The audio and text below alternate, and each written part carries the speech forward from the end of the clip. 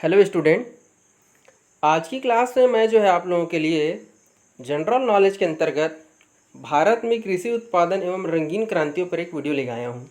जैसे कि आप सबको पता है कि मैं कंप्यूटर टिप्स एंड ट्रिक पे गणित रीजनिंग पे अभी तक वीडियो बना रहा था, बट मैंने एक नया सब्जेक्ट ऐड करने का कोशिश कर रहा हूँ। तो ये मेरा पहला वीडियो है जनरल नॉलेज के अंतर्गत। तो आप लोगों को यदि ये लेक्चर देखने के बाद ऐसा लगा कि कुछ अच्छा और नया कुछ सीखने को मिला है तो आप कमेंट करके बताइएगा, फिर मैं इस सीरीज़ को कंटिन्यू करूँगा और अलग अलग कभी भूगोल का, इतिहास का जो है कुछ मेजर टॉपिक जो एग्ज़ाम के पॉइंट ऑफ व्यू से इंपॉर्टेंट होता है उसका मैं कुछ ट्रिक बनाऊँ, कोड बनाऊँ और फिर उससे संबंधित जितने भी क्वेश्चन आते हैं एग्ज़ाम के पॉइंट ऑफ व्यू से जो इंपॉर्टेंट होता है उसको फिर आपको कराऊँ। तो इस वीडियो में मैं जो है, जैसा कि आपको पता है कि मैं थंबनेल में आप लोगों को बता दिया हूँ कि मैं कृषि उत्पादन और रंगीन क्रांतियों पर जो है वीडियो मेरा है। तो इसके अंतर्गत मैं जो है कौन कौन सी क्रांतियाँ आई वो सब बताऊंगा और साथ ही साथ किसी एक क्रांति के ऊपर जो है मैंने 10 इंपॉर्टेंट क्वेश्चन जो है एमसीक्यू फॉर्मेट में बनाया हुआ है। तो आप एक बार इसको देखिएगा और अच्छा लगेगा तो प्लीज़ बताइएगा ज़रूर। तो चलिए स्टार्ट करते हैं आज की क्लास।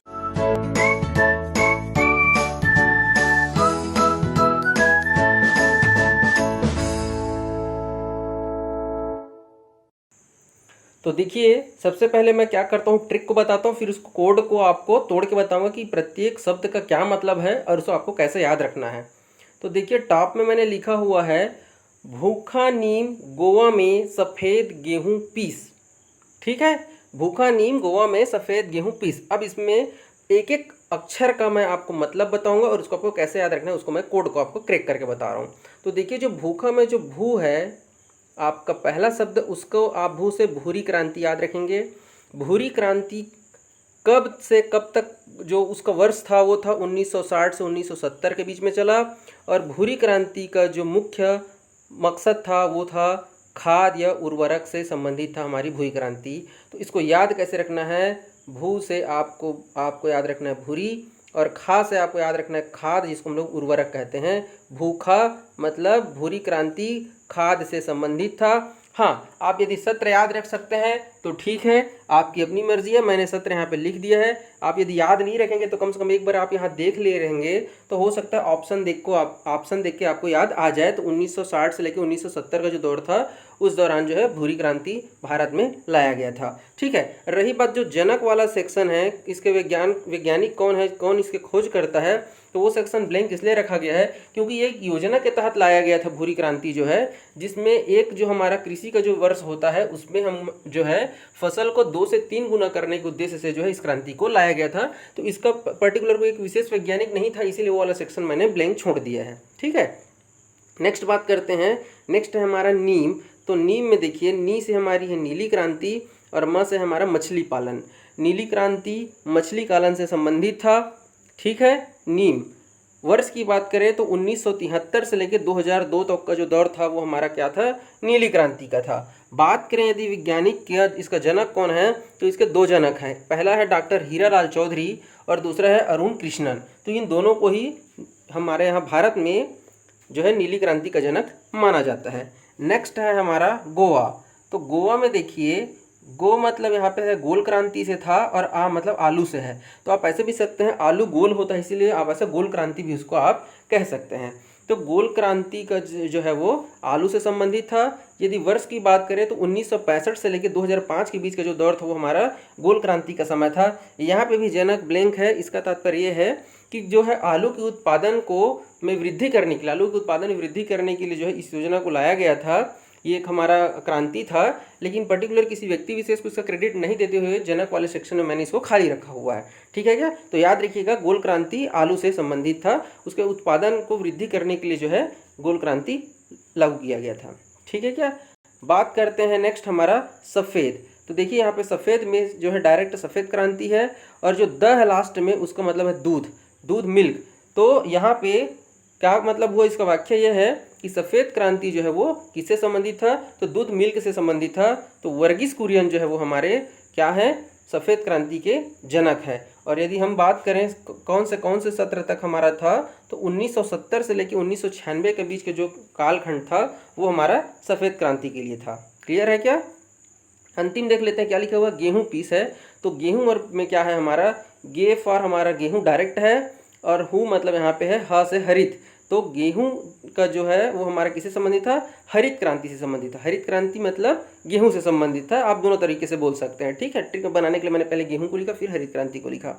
अब यहाँ पे देखिए मोस्ट इंपॉर्टेंट चीज़ क्या है कि यहाँ पे दो क्वेश्चन बनता है। पहला क्वेश्चन कि वर्ल्ड लेवल पे पूरी दुनिया पे इसके जनक कौन है, तो नॉर्मन बोरलेगम है।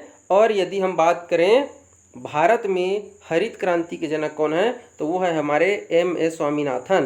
तो भारत में कौन है, एम.एस. स्वामीनाथन। और वर्ल्ड लेवल पे कहें तो नॉर्मन बोरलेगम है हमारे क्या, हरित क्रांति के जनक। इसी में एक क्वेश्चन आपसे मैं पूछूंगा कि जो नॉर्मन बोरलेगम है वो कौन से देश के निवासी है, वो मैं आपको ऑब्जेक्टिव क्वेश्चन में इसका आंसर बताऊंगा, ठीक है क्या। बात करते हैं लास्ट है हमारा पीस। तो पीस में देखिए, पी मतलब पीली और स मतलब सरसों, तो तिलहन, ठीक है क्या। तिलहन के लिए हमारा क्या यूज होता है, पीली क्रांति जो है सरसों तिलहन जो है उससे संबंधित है, पीली क्रांति में सरसों। तो इसके जनक कौन है, तो इसके जनक है हमारे सैम पैत्रोदा। सैम पैत्रोदा को ही जो हमारी पीली क्रांति के जनक कहा जाता है। तो ये मैंने कुछ कोशिश की है अपने तरफ से ट्रिक के थ्रू आपको जो इम्पोर्टेंट जो क्रांति है, रंगीन क्रांति है, उसको आपको याद कराने के लिए। भूखा नीम, गोवा में सफ़ेद गेहूं पीस, ठीक है क्या। अब मैं जो है इससे संबंधित जो है मैंने यहाँ पे हरित क्रांति को स्पेशली फोकस किया है, और हरित क्रांति से संबंधित जो है 10 ऑब्जेक्टिव क्वेश्चन जो है आपके लिए लगाया है, ठीक है। तो चलिए एक एक करके सभी क्वेश्चन को देखते हैं, और उससे संबंधित जो मैं कुछ इंपॉर्टेंट फैक्ट भी आपको बताते चलूँगा। तो सबसे पहला क्वेश्चन जैसे देखिए, भारत में हरित क्रांति के जनक किसे माना जाता है। आसान क्वेश्चन है। तो भारत में जो है हरित क्रांति के जनक माना जाता है डॉक्टर एम.एस. स्वामीनाथन। इन्हीं को ही क्या कहा जाता है, भारत में हरित क्रांति का जनक माना जाता है। अब इसी में ही देख लीजिए एक और ऑप्शन दिया हुआ है जे.एस. थॉमसन। ये भी काफ़ी प्रसिद्ध वैज्ञानिक है। तो इनको जो है इलेक्ट्रॉन के जनक माना जाता है। किसका, इलेक्ट्रॉन का जनक माना जाता है, ठीक है। चलिए देखते हैं नेक्स्ट क्वेश्चन। सेकंड क्वेश्चन है, हरित क्रांति भारत में किस पंचवर्षीय योजना के दौरान आरंभ किया गया था। पंचवर्षीय योजना आप सबको पता है। तो भारत में जो है हरित क्रांति जो है तीसरी पंचवर्षीय योजना के दौरान आरंभ किया गया था। तो इसमें देखिए ऑप्शन में 7, 5 और 2 है। तो इसके बारे में भी थोड़ा सा मैं आपको फैक्ट बता देता हूँ। तो देखिए सबसे पहले पहला कभी कभी क्या हो जाता है कि कौन सा सत्र से पंचवर्षीय योजना आरंभ हुआ था, एक क्वेश्चन यही बन जाता है। तो पहला पंचवर्षीय योजना का जो सत्र था वो हमारा था 1951 से लेके 1956 तक ही हमारा प्रथम पंचवर्षीय योजना का ये जो है टाइम पीरियड था। तो पहला है तो इम्पोर्टेंट हो ही जाता है। तो इसमें जो है प्राथमिक क्षेत्र क्या था उसको भी आप नोट कर लीजिए, कृषि, बिजली और सिंचाई। मैं रिपीट कर देता हूँ, आप नोट कर लीजिए। कृषि, बिजली और सिंचाई जो है हमारा प्राथमिक क्षेत्र था पहला पंचवर्षीय योजना में, और 1951 से लेकर 1956 तक था। क्योंकि ऑप्शन में दूसरा भी है तो दूसरा, तीसरा और सातवां को भी देख ही लेते हैं। तो दूसरा का मैं आपको ईयर लिख देता हूँ, और जो चीज़ बोल रहा हूँ उसको आप नोट कर लीजिए यदि आपको लगता है आपके परीक्षा के पॉइंट ऑफ व्यू से ही इंपॉर्टेंट है। तो 1956 से लेकर 1961 तक जो हमारा सेकंड था, दूसरा पंचवर्षीय योजना था। और इसमें प्राथमिक क्षेत्र जो है मुख्य रूप से फोकस किया गया था पूर्ण उद्योग। किसको, पूर्ण उद्योग को फोकस किया गया था, पूर्ण उद्योग को। क्लियर है। बात करेंगे हम लोग पाँचवीं पंचवर्षीय योजना को देख लेते हैं। तो पाँचवीं पंचवर्षीय योजना, अच्छा चलिए ठीक है, ऑप्शन में तीसरा भी है क्योंकि इस दौरान हरित क्रांति आया था। तो तीसरा का भी मैं आपको बता देता हूँ। तो इस दौरान आपको जो है मुख्य जो प्राथमिक क्षेत्र था वो था हमारा क्या था, खाद्य उद्योग था हमारा। दूसरा में हमारा पूर्ण उद्योग था, यहाँ पे क्या था, पूर्ण था। और तीसरा में हमारा खाद्य उद्योग है। और इसका यदि हम सत्र की बात करें तो 1961 से लेके 1966 का जो दौर था वो हमारा क्या था, तीसरा पंचवर्षीय योजना का था। पांचवा पंचवर्षीय योजना का भी नोट कर लीजिए, 1974 से लेके 1979 तक, 74 से लेके 79 तक था। और जो हमारा प्राथमिक क्षेत्र था वो था हमारा गरीबी उन्मूलन, आर्थिक आत्मनिर्भरता। मैं रिपीट कर देता हूँ, गरीबी उन्मूलन, आर्थिक आत्मनिर्भरता, ये हमारा प्राथमिक क्षेत्र था। और अंतिम एक और छूट गया, उसको भी काहे छोड़े भाई, देख ही लेते हैं।